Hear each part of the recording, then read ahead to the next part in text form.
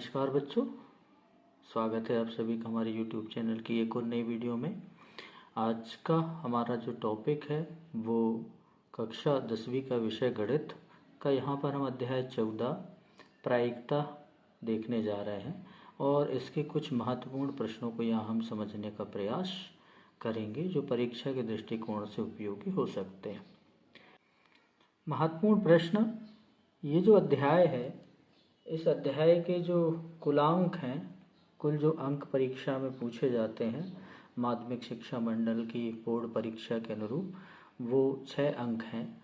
6 अंक का ये अध्याय है। इस अध्याय में एक एक अंक के कुछ प्रश्न पूछे जाते हैं, साथ ही 2 अंकों के कुछ प्रश्न पूछे जाते हैं। तो यहाँ पर हम उन महत्वपूर्ण प्रश्नों पर चर्चा करने वाले हैं। बिना कुछ देरी किए हुए हम अपने वीडियो में आगे बढ़ते हैं। यहाँ पर पहले मैंने कुछ एक एक अंक के प्रश्न जो महत्वपूर्ण हैं उनको लिया हुआ है। जो पहला प्रश्न है वो है, किसी घटना ई के लिए PE धन PE डैश बराबर, यहाँ रिक्त स्थान में हमें आंसर देना होगा। तो जो PE की प्रायिकता और PE नहीं की जो प्रायिकता है वो दोनों का योग जो है वो 1 के बराबर होता है। ये हमारा आंसर हो जाएगा। इसका आंसर आ जाएगा 1। दूसरा प्रश्न, किसी प्रयोग की सभी प्रारंभिक घटनाओं की प्रायिकताओं का योग सदैव क्या होता है?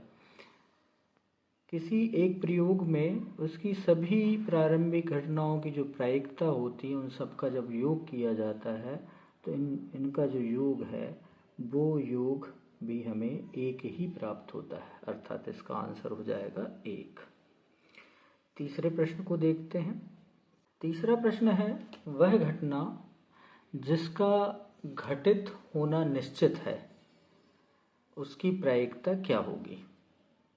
जिसका घटित होना निश्चित है, ऐसी घटना जिसका घटित होना निश्चित होता है तो उसकी जब भी प्रायिकता निकाली जाती है तो ये प्रायिकता 1 के बराबर ही प्राप्त होती है।